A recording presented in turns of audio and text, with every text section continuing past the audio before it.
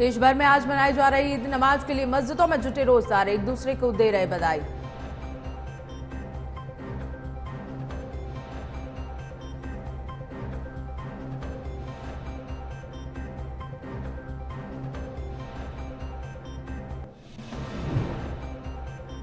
निकाय चुनाव के दूसरे चरण के लिए बीजेपी की तैयारी तेज। कोर कमेटी की आज बैठक करेगी बीजेपी, प्रत्याशियों पर होगी चर्चा।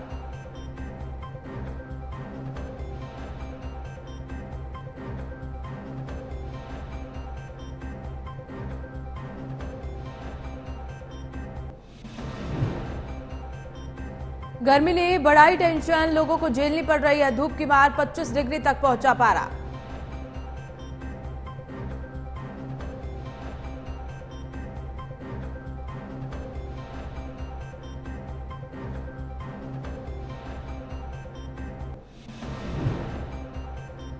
अयोध्या में भीषण सड़क हादसा, ट्रक और बस की टक्कर में 5 लोगों की मौत। सीएम योगी ने लिया मामले का संज्ञान।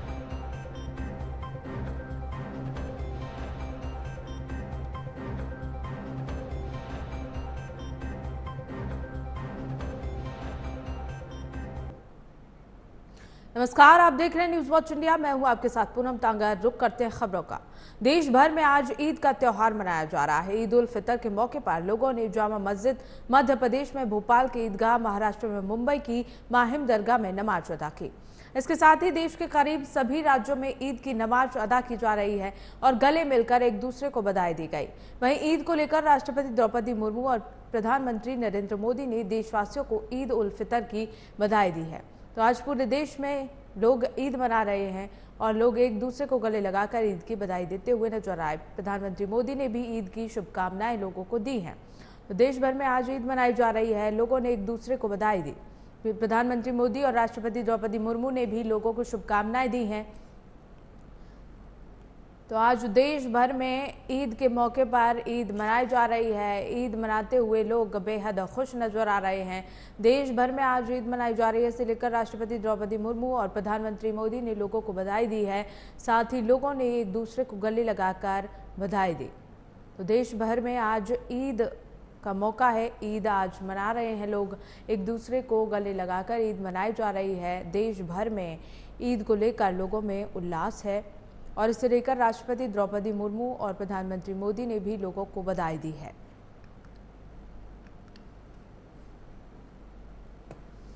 तो देश भर में आज ईद मनाई जा रही है, जिसे लेकर जगह जगह सुरक्षा के इंतजाम भी प्रशासन द्वारा किए गए हैं। नमाज अदा कर रहे हैं लोग, मस्जिदों में भारी भीड़ देखी जा रही है। इसे लेकर राष्ट्रपति द्रौपदी मुर्मू और प्रधानमंत्री मोदी ने भी लोगों को बधाई दी है। साथ ही साथ लोग एक दूसरे को गले लगाकर ईद की बधाई दे रहे हैं। देश भर में आज ईद का त्योहार है, इसे लेकर हमारे संवाददाता मुनव्वर चौहान हमारे साथ जुड़ गए। आइए उनसे जान लेते हैं। मुनव्वर, देश भर में आज ईद मनाई जा रही है, क्या कुछ जानकारी है, किस तरह की व्यवस्था की गई है ईद को लेकर? देखिए, देश भर में ईद का त्योहार हर्षोल्लास के साथ मनाया जा रहा है। खासतौर से उत्तर प्रदेश के मेरठ की अगर बात की जाए तो यहाँ सुबह 6 बजे से ही जो ईद की नमाज है उसको पढ़ने का सिलसिलेवार शुरू हो जाता है। कई बड़ी ईदगाह मेरठ के अंदर मौजूद है। इसके अलावा जो स्थानीय मस्जिदें हैं उनके अंदर ईद की नमाज होती है। हालांकि एक महीना रमजान रखने के बाद अकीदतमंदों ने जो ईद के त्योहार की तैयारी की थी उसको लेकर के भी जो भीड़ इकट्ठा हो जाती है उसको लेकर के एडमिनिस्ट्रेशन ने तमाम तैयारियां की थी। जितनी भी ईदगाहें मौजूद है वहाँ पर पुलिस फोर्स तैनात किया गया और इसके अलावा रूट डायवर्जन किया गया। साथ ही साथ सड़कों पर पुलिस दिखाएगी और जहाँ जहाँ बारिश भारी भीड़ और हुजूम रहता है वहाँ पर पुलिस लगाई गई। कई जो है फोर्सेस यहाँ पर मौजूद रही। खुद आईजी, एसएसपी और तमाम जो एसपी थे उसियों से वो लगातार भ्रमण पर मौजूद है। हालांकि ईद का त्योहार जो नमाज थी वो तो संपन्न हो चुकी है, लेकिन अब ईद जो की ईद मिलन का सिलसिला शुरू हुआ है। लोग एक दूसरे को गले मिल रहे हैं और ईद के त्योहार को सेलिब्रेट कर रहे हैं। हालांकि पहले देखा गया था कि कोरोना के दौर में खासतौर से ईद के त्योहार को लोग नहीं मना पाए थे, लेकिन दोबारा से जो कोरोना फ्री हिंदुस्तान हुआ है उसके बाद से ईद का त्योहार बड़ी हर्षोल्लास के साथ मनाया जा रहा है। लेकिन उत्तर प्रदेश की अगर बात कर ली जाए, उत्तर प्रदेश में फिलहाल नगर निकाय चुनाव का जो दौर है वो जारी है। आचार संहिता लगी हुई है। चीज को देखते हुए पुलिस प्रशासन ने अपनी व्यवस्थाएं की थी। हालांकि आज ईद के दिन भी नामांकनों का जो सिलसिला है वो भी जारी है। आज भी जो प्रत्याशी हैं ईद के दिन, जो मुस्लिम खासतौर से प्रत्याशी हैं, वो नमाज पढ़ने के बाद नामांकन करने के लिए व्यवस्थित पहुंच रहे हैं। तो कुल मिलाकर के ईद के दिन भले ही छुट्टी रहती हो, लेकिन आज कोई छुट्टी नहीं रखी गई। एडमिनिस्ट्रेशन पर्चे भी भरवा रहा है, साथ ही सड़कों पर मुस्तैद है और ईद की नमाज के बाद सभी लोग अब तक सड़कों पर घरों में देखे कर रहे हैं। और आज के दिन के बाद जो रोजमर्रा की जिंदगी थी वापस मुस्लिम समाज की ओर शुरू होने वाली है, क्योंकि महीना भर का जो रमजान था वो चुका है। जी बिल्कुल मुनव्वर, ईद के त्योहार को लेकर लोगों की क्या प्रतिक्रिया है? लोग इस वक्त जो है त्योहार को मना रहे हैं, खुशी मना रहे हैं। जी पर बधाई दे रहे हैं। खासतौर से यहाँ पर प्रशासन की जो प्रशंसा भी की जा रही है। प्रशासन ने वो शानदार तरीके से इस त्योहार को संपन्न कराया है। खासतौर से मेरठ की जो शाही ईदगाह है, मेरठ के दिल्ली रोड पर काफी बड़ी ईदगाह है और दूर दराज से लोग नमाज पढ़ने के लिए ईदगाह में आते हैं। यहाँ पर ड्रोन के माध्यम से सुरक्षा के एतबार से जो ड्रोन लगाए गए थे, तमाम पुलिस फोर्स कराई गई थी। तो लोगों की प्रतिक्रिया साथ साथ यही है कि जो उनका ईद का त्योहार था शानदार तरीके से निकला, क्योंकि आज देखा जा रहा है दूसरे फिल्म के जो प्रोग्राम्स हैं वो भी जी बिल्कुल मुनव्वर, लगातार कोरोना के केस भी बढ़ रहे हैं, ऐसे में आज मस्जिदों में भारी भीड़ देखी जा रही है। क्या कुछ गाइडलाइंस लोगों के लिए जारी की हैं कोरोना को लेकर? देखिए, खासतौर से कोरोना के केस बढ़ने के जो मामला थे एक महीने से लगातार जारी है। मेरठ में भी इस वक्त काफी लोग हैं जो कोरोना पॉजिटिव है, जिसका इलाज चल रहा है, लेकिन अभी कोई खास गाइडलाइन एडमिनिस्ट्रेशन ने नहीं दी थी जिनको लोग फॉलो करके। मास्क अभी अलाउड नहीं हुआ है पूरी तरीके से, इसलिए लोग बिना मास्कों के और जो झुंड में लोग जाएंगे और जब तक एडमिनिस्ट्रेशन सख्ती नहीं करता है तब तक लोग ऐसा ही लोगों का रवैया होता है। क्योंकि ईद का त्योहार था तो लोगों ने बेपरवाह होकर इस त्योहार को सेलिब्रेट किया, लेकिन अब समझना होगा जिस तरीके से कोरोना के जो केस बढ़ रहे हैं, ऐसे लोगों को जी चलिए ठीक है मुनव्वर, बहुत बहुत शुक्रिया हमारे साथ जुड़ने के लिए। इसी बीच विश्व पृथ्वी दिवस के मौके पर कार्यक्रम का आयोजन किया गया। सेल्फी विद अमृत सरोवर कार्यक्रम का आयोजन डिप्टी सीएम केशव प्रसाद मौर्य कार्यक्रम में शामिल होंगे। सुबह 10 बजे काजी खेड़ा पहुंचेंगे डिप्टी सीएम। तो आज पृथ्वी दिवस के मौके पर कार्यक्रम का आयोजन किया जा रहा है और इसे लेकर डिप्टी सीएम केशव प्रसाद मौर्य कार्यक्रम में शामिल होंगे। सेल्फी विद अमृत सरोवर कार्यक्रम का आयोजन किया गया है। आज डिप्टी सीएम केशव प्रसाद मौर्य कार्यक्रम में शामिल होंगे। बता दें कि सुबह 10 बजे काजी खेड़ा पहुंचेंगे डिप्टी सीएम और इसी के साथ आज पृथ्वी दिवस मनाया जाएगा। विश्व पृथ्वी दिवस के मौके पर कार्यक्रम का आयोजन किया गया। सेल्फी विद अमृत सरोवर कार्यक्रम का आयोजन किया गया। डिप्टी सीएम केशव प्रसाद मौर्य कार्यक्रम में शामिल होंगे और इसके साथ ही सुबह 10 बजे काजी खेड़ा पहुंचेंगे डिप्टी सीएम। विश्व पृथ्वी दिवस के मौके पर कार्यक्रम का आयोजन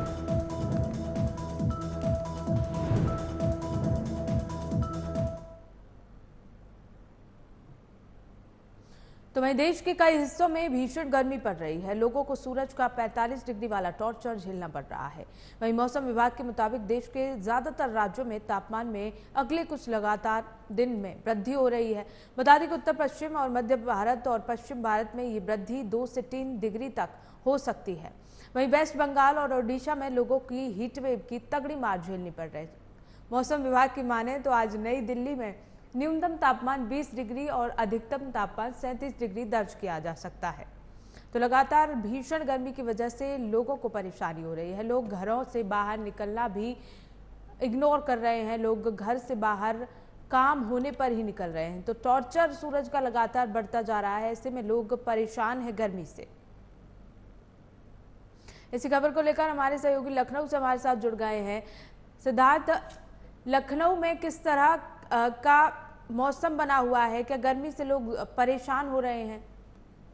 जी बिल्कुल, आपको बता दें लखनऊ में भी गर्मी का असर दिख रहा है। जिस तरीके से पूरे देश में गर्मी का असर है, उस लखनऊ में भी लगभग तापमान 42-43 डिग्री रह रहा है। तो कहीं ना कहीं काफी दिक्कत का सामना करना पड़ रहा है छोटे बच्चों को खास करके। और एक चीज सबसे महत्वपूर्ण ये है कि आने वाले समय में जिस तरीके से पूर्वानुमान लगाया जा रहा है कि टेम्परेचर अभी और बढ़ेगा और अभी अप्रैल का ही महीना, अभी मई जून पूरी बाकी है, तो कहीं ना कहीं दिक्कतों का सामना करना पड़ रहा है लोगों को। आपको बता दें, सब अभी लोग आप ज्यादातर जो है छाते लेकर, छातों का प्रयोग कर रहे हैं, जो बाहर निकल रहे हैं, जिनको बहुत जरूरी है वही बाहर निकल रहे हैं। और सबसे बड़ी चीज ये है कि छोटे बच्चों को लेकर काफी दिक्कतों का सामना करना पड़ रहा है। जब हम ग्राउंड जीरो पर गए अस्पतालों में, तो वहाँ पर कहीं ना कहीं चिल्ड्रंस वार्ड जो है वो भरे दिखे, तो कहीं ना कहीं गर्मी का असर है, डायरिया का असर है, और छोटे बच्चों में काफी डायरिया का आपको दिख रहा है। जी बिल्कुल। लखनऊ के लोग क्या प्रतिक्रिया दे रहे हैं गर्मी को लेकर, किस तरह से वो अपना बचाव कर रहे हैं इस गर्मी से? देखिए, जो जिनको बहुत जरूरी काम है वही बाहर निकल रहे हैं। जैसे आज ईद का त्योहार है, तो आज रोडों पर कुछ अभी भीड़ दिख रही है। इसके बाद जिस तरीके से 12 बजता है, तो 12 बजने के बाद लोग घर से निकलने नहीं चाहते, क्योंकि मौसम अनुकूल नहीं होता है। फिर 6 बजे के बाद जब थोड़ी गर्मी कम होती है, तब लोग बाजारों में, रोडों पर दिखते हैं। लेकिन ये इस बार गर्मी का असर ज्यादा है। पर लगातार जो एक्सपर्ट हैं, मौसम विभाग है, वो पूर्वानुमान कर रहा है कि कहीं ना कहीं जिस तरीके से आने वाले समय में एक चीज सबसे महत्वपूर्ण होगा, आंधी आने की काफी संभावना है। और इसको लेकर भी काफी अलर्ट जारी किए जा रहे हैं। जिस तरीके से समय भी अलर्ट चल रहा है, यूपी में कुछ जिलों में कल हल्की फुल्की बारिश हुई, तो वहाँ कहीं ना कहीं राहत देखने को मिली। जी बिल्कुल सिद्धार्थ, कई जिलों में स्कूलों को भी बंद कर दिया गया है, साथ ही साथ कुछ स्कूलों का समय भी बदल दिया गया है गर्मी की वजह से। जी बिल्कुल, जो उनके काम करने के समय थे उसमें परिवर्तन किया गया है। 7 बजे से कहीं कहीं 11:30, कहीं कहीं 12:30। लेकिन एक चीज सबसे महत्वपूर्ण है, कई स्कूल ऐसे हैं जो नियमों को नहीं मान रहे, उनके खिलाफ भी कार्रवाई करने के आदेश हो गए हैं। तो कहीं ना कहीं बच्चों के साथ साथ गार्जियन लगातार, या बच्चे और के साथ साथ गार्जियंस को भी दिक्कत हो रही थी। तो कहीं ना कहीं इसके लिए सरकार ने समय में परिवर्तन कर दिया। बेसिक में भी परिवर्तन किया गया, माध्यमिक में भी परिवर्तन किया गया। देखिए पूनम, एक चीज सबसे महत्वपूर्ण है, सबसे ज्यादा अगर कोई गर्मी से परेशान है तो वो छोटे बच्चे, जिनको स्कूल जाने में काफी दिक्कत का सामना करना पड़ रहा था, और उनके गार्जियन भी इसके साथ काफी परेशान थे। तो कहीं ना कहीं समय परिवर्तन से कुछ राहत होगी। मंडे से स्कूल खुलेंगे। अभी यूपी में 2 दिन की छुट्टी है, तो कहीं ना कहीं अब मंडे से देखना ये है कि जो समय में स्कूल किया गया, क्या बच्चे क्या उस समय के बाद भी लोग ये मांग करते हैं कि और समय को कम किया जाए, क्योंकि इसके पहले भी सरकार ने समय को कम किया था। केवल 2 घंटे या 2.5 घंटे पिछले सालों में स्कूल चले थे, क्योंकि गर्मी का कहर पिछले साल भी था। और इस बार जो पिछले साल की अपेक्षा इस महीने में ज्यादा गर्मी पड़ रही, तो आने वाले समय में भी गर्मी ज्यादा पड़ने की संभावना है, टेम्परेचर बढ़ने की संभावना है। तो कहीं ना कहीं पूनम अब देखना ये होगा कि सरकार आगे क्या करती है। और जिस तरीके से लगातार एक चीज ये देखने को मिल रही, सबसे ज्यादा लगातार ये एक्सपर्ट कर रहे हैं कि बच्चों में बचाव करें, बच्चों को ज्यादा धूप में न निकलने दें, बच्चों को निकलने तो कहीं ना कहीं छाते का प्रयोग करें। तो ये सब चीजें काफी लगातार एक्सपर्ट इसको बता रहे हैं, और अस्पतालों में लगातार चिल्ड्रन वार्ड में भीड़ देखने को ज्यादा मिल रही है। जी धन्यवाद सिद्धार्थ, बहुत बहुत शुक्रिया आपका। तो वहीं अयोध्या से इस वक्त की ब्रेकिंग न्यूज का रुख कर लेते हैं। ट्रक और बस की भीषण टक्कर के बाद बस के ऊपर पलटा ट्रक, हादसे में 5 लोगों की दर्दनाक मौत। हादसे के समय बस में 47 लोग सवार बताए जा रहे थे। सड़क हादसे का सीएम योगी ने संज्ञान लिया, सभी घायलों को उचित उपचार के निर्देश दे दिए गए हैं। गोरखपुर लखनऊ हाईवे पर भीषण सड़क हादसा हो गया। बता दें कि हादसे में कई लोग घायल बताए जा रहे हैं। इस हादसे का संज्ञान मुख्यमंत्री योगी आदित्यनाथ ने लिया है।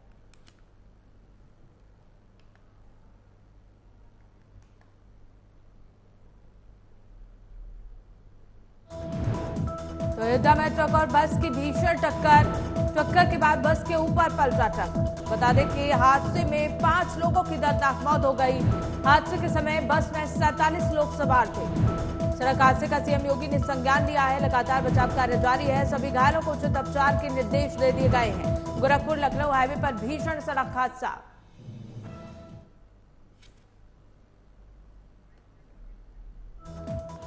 इसी खबर को लेकर हमारे सहयोगी अमित हमारे साथ जुड़ गए हैं अयोध्या से। आइए उनसे जान लेते हैं।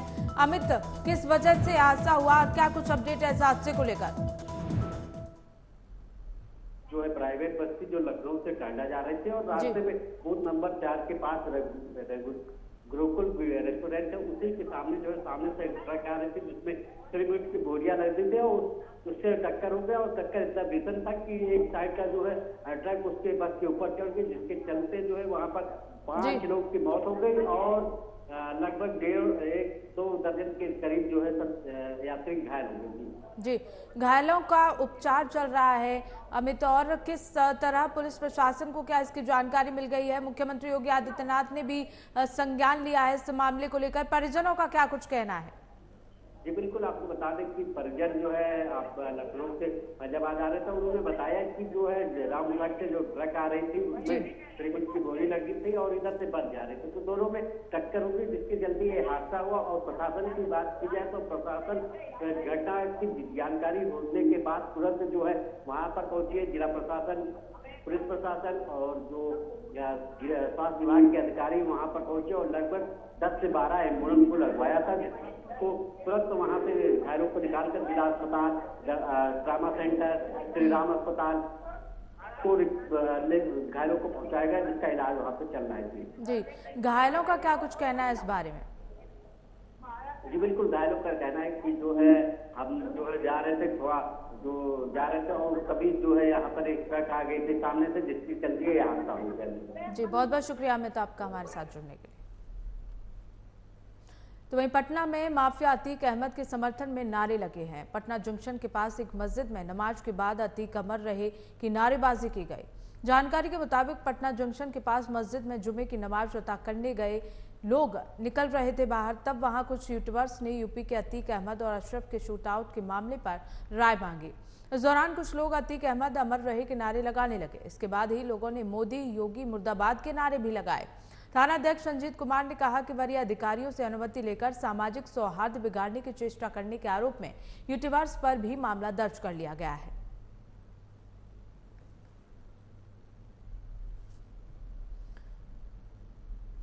तो बिहार के पटना में मोदी योगी मुर्दाबाद के नारे लगाए गए। बता दें कि यहाँ कुछ यूट्यूबर्स पहुंचे थे, जुमे की नमाज के बाद नारेबाजी की गई। पटना में अतीक अहमद अमर रहे के नारे लगाए गए, जिनको लेकर एक्शन ले लिया गया है। प्रशासन द्वारा जितने भी लोग थे जो ये नारे लगा रहे थे उनके खिलाफ मामला दर्ज कर लिया गया है।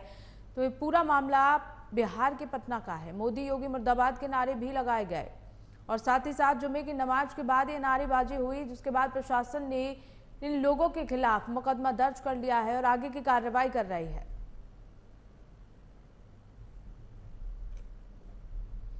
तो रुक करते हैं अगली खबर का। मथुरा वृंदावन नगर निगम के मेयर पद के चुनाव में कांग्रेस की जंग तेज हो गई है, जिसके बाद हाईकोर्ट से लेकर जिला निर्वाचन अधिकारी तक का दरवाजा खटखटाया गया, लेकिन फिर भी पंजे का चुनाव चिन्ह श्याम सुंदर उपाध्याय बिट्टू को आवंटित किया गया है।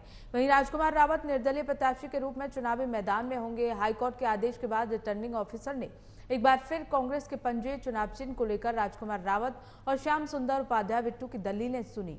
दोनों ओर से करीब 2 घंटे तक बहस हुई। उसके बाद रिटर्निंग ऑफिसर ने अपना फैसला सुरक्षित रखा। वहीं शाम को 4 बजे रिटर्निंग ऑफिसर ने अपना फैसला सुनाया। इस फैसले में श्याम सुंदर उपाध्याय को कांग्रेस का प्रत्याशी मानकर पंजा चुनाव चिन्ह प्रदान किया गया।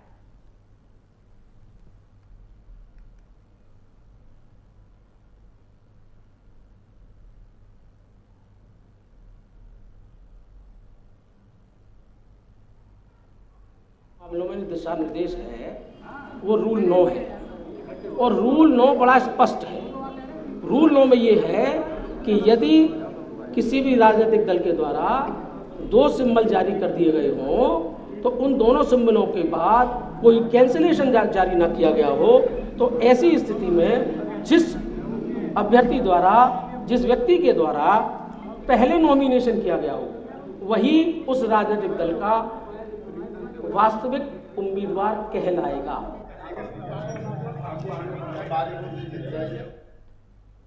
तो इसी खबर को लेकर हमारे संवाददाता अमित भार्गव हमारे साथ जुड़ गए। आइए उनसे जान लेते हैं। अमित, पूरा मामला क्या है?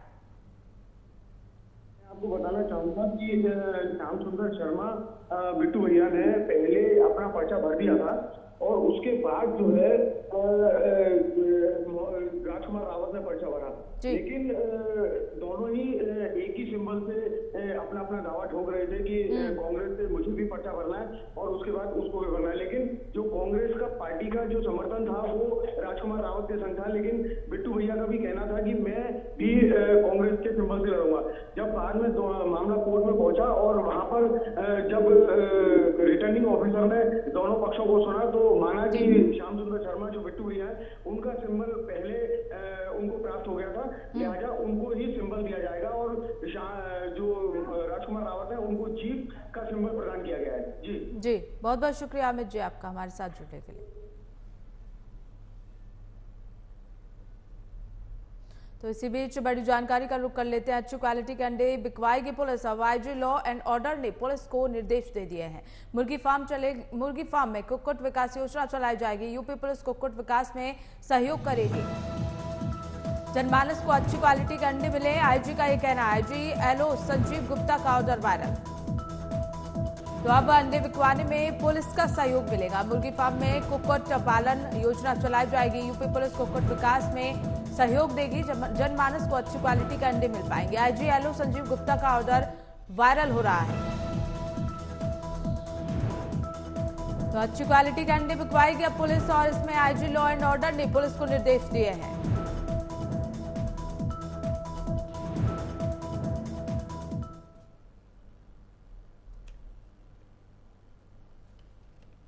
यूं तो सरकारी स्वास्थ्य सेवाओं का उद्देश्य आम जनमानस को फ्री स्वास्थ्य सुविधाएं उपलब्ध कराना है। सरकार भी इसके लिए प्रयासरत रहती है, लेकिन स्वास्थ्य कर्मियों के भ्रष्टाचार के चलते सरकार की मंशा के अनुरूप लोगों को स्वास्थ्य सुविधाएं नहीं मिल पा रही हैं। इसका ताजा उदाहरण आपकी स्क्रीन पर दिखाई दे रहा है।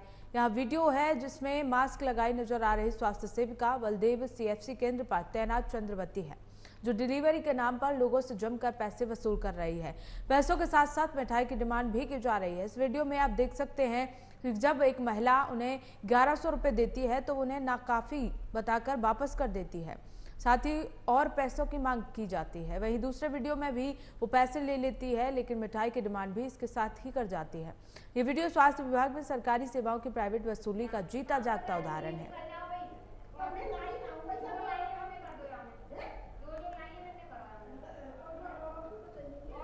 ये अभी नहीं पता, आप ही के माध्यम से मैंने देखने को मिली है ये वीडियो, और आप ही द्वारा बताया गया बलदेव का है। मैंने एमओआईसी से आप ही के सामने बात करी है। अगर ऐसा कोई प्रमाण मिलता है डॉक्टर बलदेव एमओआईसी द्वारा बताया जाता है तो तुरंत उसकी सेवाएं समाप्त करने में मुझे कोई भी हिच नहीं होगी। ऐसे व्यक्ति को मैं बिल्कुल भी नहीं चाहता कि सरकारी सेवाओं से संबंध रहे। मुझे जांच करानी है, बहुत जल्दी ही इसमें जांच कराकर एमओआईसी बलदेव की आज्ञा के अनुसार उस पर कार्रवाई में तुरंत कराऊंगा अगर सच पाया जाता है। तो वहीं गाजियाबाद के थाना शालीमार गार्डन पुलिस टीम और स्वाट टीम ने ट्रांस हिंडन क्षेत्र में चोरी की घटनाओं को अंजाम देने वाले गिरोह का पर्दाफाश किया है। साथ ही 7 लोगों को गिरफ्तार किया है, जिनके कब्जे से पुलिस ने लूटी गई गाड़ी और सोने की चांदी के आभूषण भी बरामद किए हैं। पुलिस को मुखबिर द्वारा सूचना मिली थी, जिसके बाद वाहन चेकिंग के दौरान इन बदमाशों को गिरफ्तार किया गया।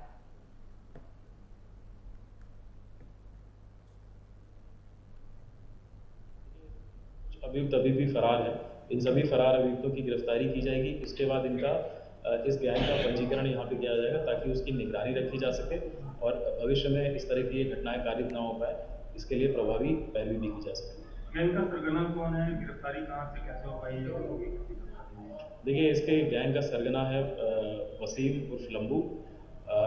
ये इसका ससुराल हल्दिया पश्चिम बंगाल में है और कल रात्रि में बहुत मॉर्निंग टाइम में ये यहाँ से फरार होने की फिराक में था और सूचना के आधार पे इसको दिल्ली एयरपोर्ट से कल बरामद किया गया था, गिरफ्तार किया गया था और उसकी पूछताछ में फिर पूरे गिरोह का कौन से लोग हैं, किसको ये सामान देते हैं, इन सब सारी चीज़ों का खुलासा हुआ।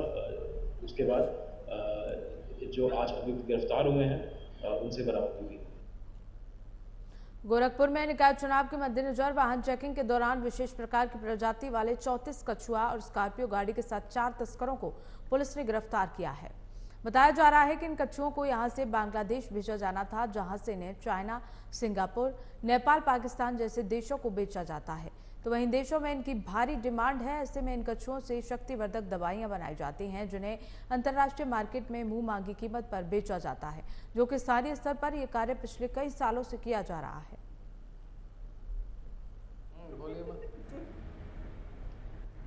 जनपद गोरखपुर के थाना कैंट द्वारा एक ऐसे अंतर्राष्ट्रीय गिरोह का भंडाफोड़ किया है, जो कि थ्रेटन्ड स्पीसीज इंडियन फ्लैगशेल टर्टल की स्मगलिंग करते थे और इसको साउथ ईस्ट एशियन कंट्रीज़ के अंदर पहुंचाने का काम करते थे। इस तरह की स्मगलिंग करने वाले 4 अभियुक्तों को गिरफ्तार किया है।